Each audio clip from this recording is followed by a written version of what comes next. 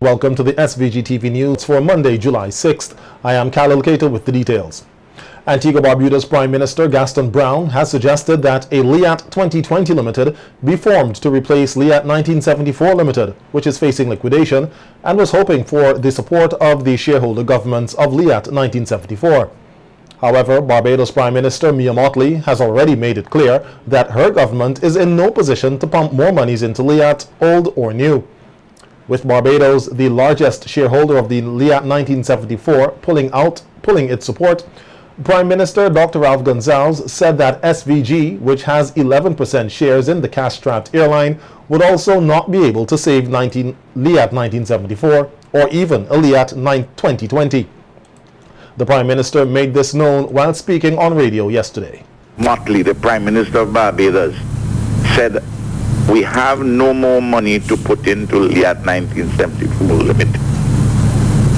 And they are approximately 50% shareholder.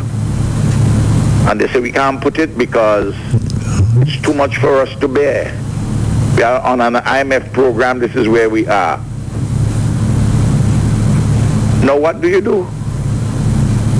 With the best will in the world, Dominica, Antigua and St. Vincent can't carry it by themselves. I face the arithmetic. Noting that he understands why the Antiguan Prime Minister is pushing to save LIAT, PM Gonsalves said at this time his main focus is to ensure intra-regional travel continues in the absence of LIAT. He also revealed that an institutional framework is being set up with a new Multilateral Air Services Agreement, MASA, to be ratified by CARICOM member states. PM Gonsalves said to date 6 countries have signed on, with SVG being one of them. Need a seventh ratification, not signature, for the MASA treaty to be operationalized, to make it easy for the airline registered in one place to move, to come to another within the CARICOM region. A couple of governments who have not yet ratified, they gave the indication that they are going to swiftly ratify. They have certain legal requisites they have to follow through Eastern Caribbean Civil Aviation Authority. But they have the Air Licenses and Transport Board. These boards have to give the permission for you to fly into your own country, into the country, in an independent country. The MASA is intended to facilitate the easy entry and movement of the aircraft. Regarding Caribbean Airlines CAL filling the gap left by LIAT, PM Gonsalves says he has no position on this. However, he noted that there is no restriction on the airline's service in the region, and that prior to COVID-19, the management of CAL had stated that the airline could handle up to 80% of the region's air travel with its 12 aircrafts. St. Vincent and Grenadines does not have a position in relation to CAL, which says that I don't want CAL to be involved and I don't want CAL to dominate. The fact of the matter is this: under the MASA, we can't stop CAL coming in. PM Gonsalves also rubbished claims that he has shares in one of the local airlines. He says this has never been the case and is not the current case. And Prime Minister Gonsalves said he is setting aside an emergency 76 million EC dollars for any disaster which should befall the country. On radio yesterday, he explained that half of this money will be taken from the $40 million loan recently approved for SVG from the World Bank, and the other portion for the emergency fund will come from the $20 million plus contingency fund. What is called the catastrophic deferred drawdown option, in short form CAT-DDO, and that I get that money sent to our central bank for us from the World Bank. If there is a disaster where I declare natural disaster or a health emergency, if COVID, something further happens with COVID, and under the Public Health Act, which we amend and see, I have $54 million there. That's 54 there and 22 in the contingency fund. That is $76 million that I have put aside, just in case I have to do any natural disaster emergency or any public health emergency. PM Gonzalez said he is more particularly concerned with this hurricane season, which is predicted to be quite busy. If we get a hit with a hurricane, God forbid, $76 million doesn't take us anywhere near where we to go, but I can pay to put Bailey bridges in. I can pay to put the emergency barriers up. I can pay to have persons in shelters for 2, 3, 4 months. Pay for the tea, breakfast and dinner. I can repair the schools which are blown down. I can do some temporary things. As I put my boots on to go to the various capitals of the world and say, listen, this is what the disaster has done to us. Help us further. But at least I'm putting some things there for the rainy day. A number of Vincentians came together on Sunday at the Venezuelan embassy to celebrate the 209th independence anniversary of the Bolivarian Republic of Venezuela. To commemorate the event, the Venezuelan flag was raised by the ambassador of Venezuela to SVG, His Excellency Francisco Perez. Ambassador Perez said he was happy to celebrate the event here in SVG, noting that the day is very special to Venezuelans, as it also marks the National Armed Forces Day to honor the faithful services of the men and women serving in the armed forces of Venezuela, including the veterans. Ambassador Perez used the opportunity to provide a brief history of Venezuela's independence. Today, when we met 209 years after the emancipatory feat, when the forces of wild capitalism and the international right tried to seize energy rich for their own benefit and not for our people, through economic, commercial and media blockade, as they have already done with Cuba, the Venezuelan people revive moments of organization, struggle and victory. It is time for the union of the people of our America and our Caribbean. It is time for our institution, those that our leaders create in this century, CARICOM, ALBA, CELAC, Petrocaribe. It is time to keep together and act as a one entity. SVG's ambassador to Venezuela, Andreas Wickham, in his brief remarks, congratulated the government and people of Venezuela on their 209th anniversary of independence. He noted that over the years, SVG's economy has benefited tremendously from the support of Venezuela. And St. Vincent and the Grenadines, as a recipient of benefits from the Petrocaribe, can attest to the tremendous impact, social and economic impact, that Petrocaribe as an integration mechanism, the impact on the lives of ordinary citizens in St. Vincent and the Grenadines, in every corner, every sector of the economy. And that was only possible because of the solidarity shown by Hugo Chavez and continuing under Nicolas Maduro, current president of Venezuela, constitutionally elected and legitimate president of Venezuela. Prime Minister Dr. Ralph Gonzalez, in a Facebook message, wished the Republic of Venezuela a happy 209th anniversary of independence. In the brief address, he spoke about the history leading up to Venezuela's independence gained from Spain in 1811, noting that in its regional policy, Venezuela has done magnificent work. Regional policy, the Bolivarian Republic of Venezuela has done magnificent work. It established the Petrocaribe Agreement. It was in the forefront of establishing CELAC, the Community of States of Latin America and the Caribbean, of ALBA, the Bolivarian alternative for our America. It participated in a number of hemispheric and global initiatives, including in the non-aligned movement, to promote the ideas of peace and equity in international relations. The Prime Minister said Venezuela has also suffered for its principles in resisting imperialism. Venezuela has suffered for its principles in resisting imperialism.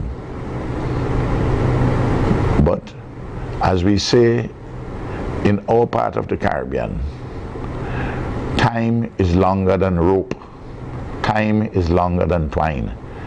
And in the process of this monumental struggle, the people of Venezuela and of Latin America and the Caribbean would emerge triumphant. Venezuela is a beacon of hope. Bolivar is still our guide. Hugo Chavez is still an important example. And the people of Venezuela today deserve our solidarity, and from St. Vincent and the Grenadines, we do give it. The Crime Prevention Unit of the Royal St. Vincent and the Grenadines Police Force is hosting its annual Crime Prevention Week of Activities, which commenced today with a virtual exhibition under the theme Securing Citizens and Visitors Through Innovative Policing. In light of the challenges posed by the COVID-19 pandemic, the virtual exhibition is broadcast live via the RSVG Police Force website and Facebook page from 9:30 to 11:30 a.m. daily from the Central Police Station.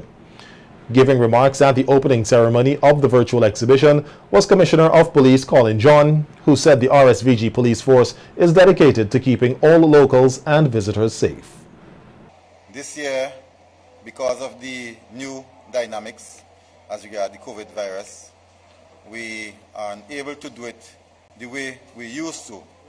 But as they say, change is constant, and we have to adapt to suit the changing conditions. So hence we decide to have the crime prevention exhibition in a different way. Crime prevention is so important that we could not have foregone having it this year. We are able to meet, are able to interact with a larger audience, and that is an opportunity in itself. We are able to showcase products from our partners. Today we have Head of the Criminal Investigation Department, Superintendent Closton Francis, said that crime prevention is one of the most important aspects of the police force and is delighted that the organization was still able to provide the necessary information to the public even through a virtual format.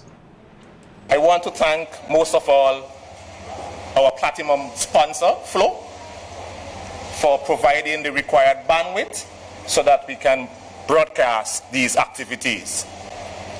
I also want to thank my hard-working committee, which is chaired by Corporal Shoy, who has done a tremendous work putting this initiative together. And our team for these activities is securing citizens and visitors through innovative policing. And today is a testament to that innovation. Although we have been affected by the pandemic, we're not able to host our activities in the traditional format. But Corporal Shoy and his team, we came together and decided that we cannot allow this year to go through without having our force crime prevention activities. So of most person, I am extremely delighted as the head of CID that we are able to broadcast these events. Some police officers as well as corporate partners shared some safety tips with the public. Gentlemen, when securing your homes, we urge persons to double check their locks, make sure that they are in working conditions. It's basically when you're locking your home and about to leave, you can leave with a little tug or something like that. Make sure that your locks are functionable. If they're not, they have different methods. You could use W40 if it is a little bit tight.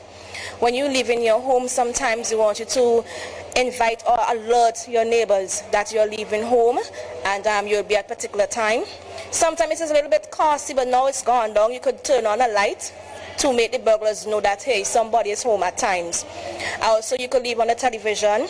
We also ask persons when you're leaving, you know, persons want to leave their home in a little window for ventilation purposes, but that is an easy access also for a criminal who wants to enter your home. We have burglar systems.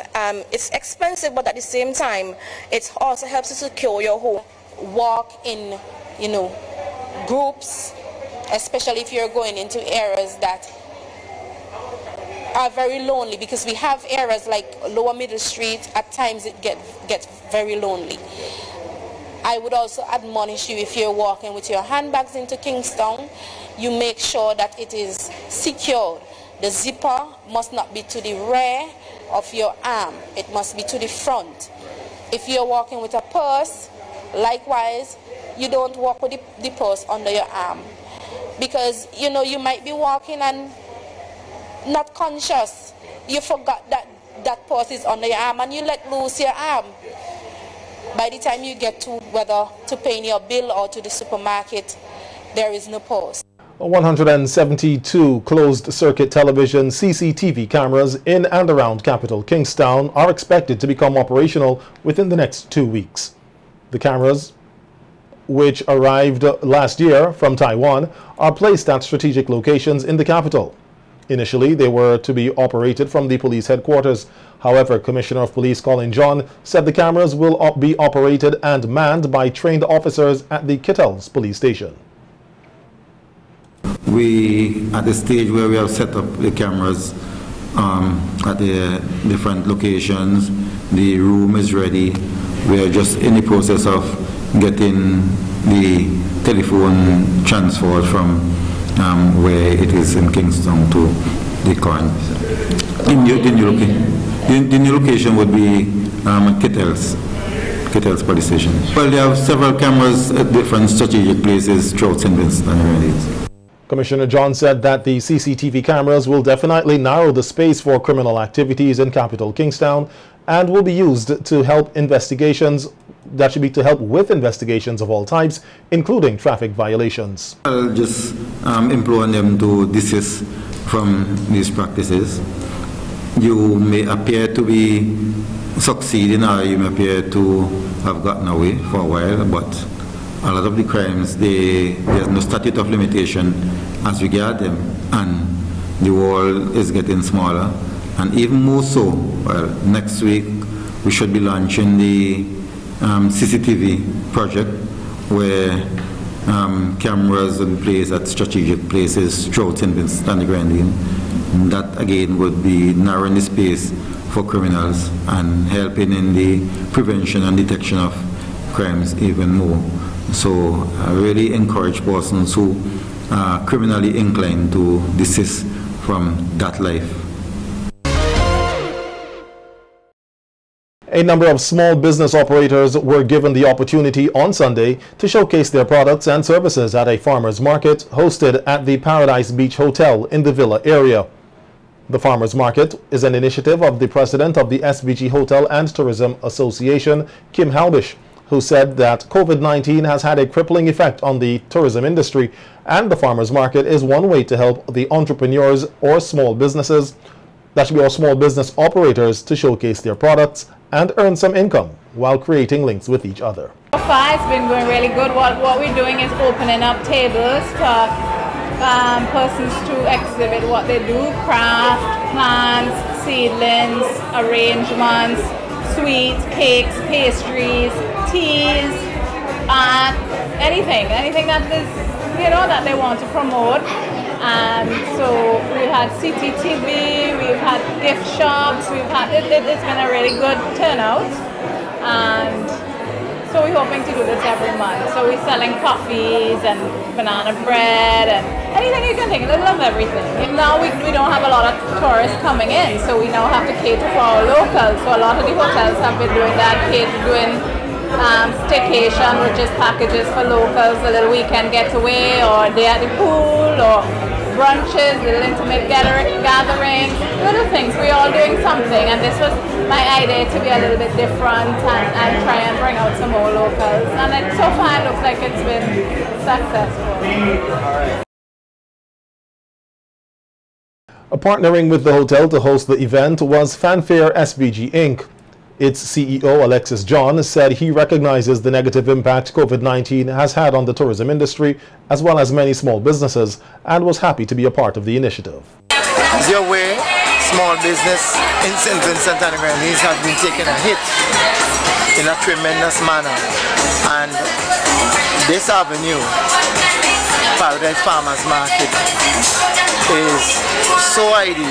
It is the ideal time for persons to come on board and add value to their brand awareness. And today, many small businesses, I think it's about 24 of them, got the opportunity to showcase what they have been producing over the years. So we came on board to assist with that in terms of providing tents and sanitizer stations, tables. We know the hotel industry has also been suffering more than anything else in this country, and we decided that it is our corporate responsibility to assist Paradise Beach Hotel, and by extension every small business that would be a part of this important initiative. Minister of Tourism, Sports and Culture Cecil Sasmaki, who was also at the farmers market, applauded the initiative.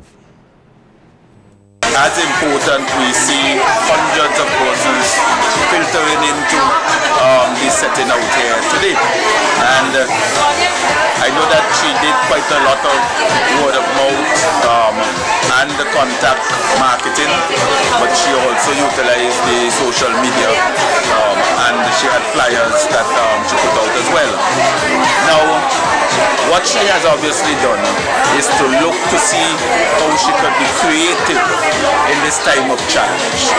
For the last 3 months, we've had no visitors coming to the destination SVG, and therefore we are looking internally.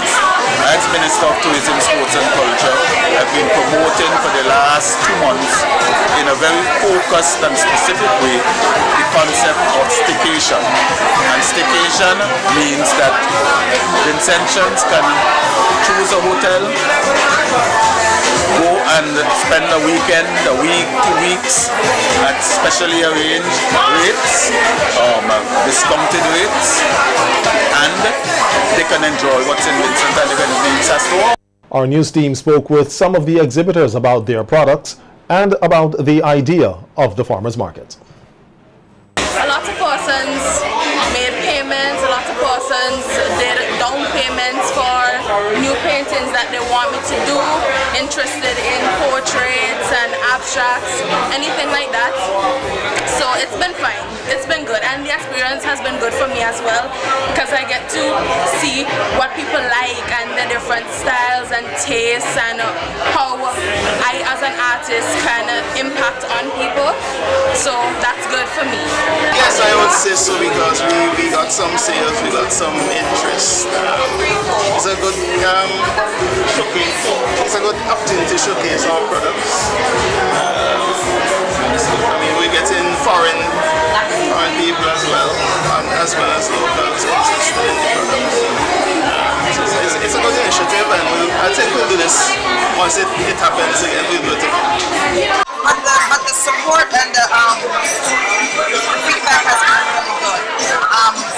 Earlier I had a lot of Nazis who would have came to shore and bought products. So I'm very optimistic about doing it again.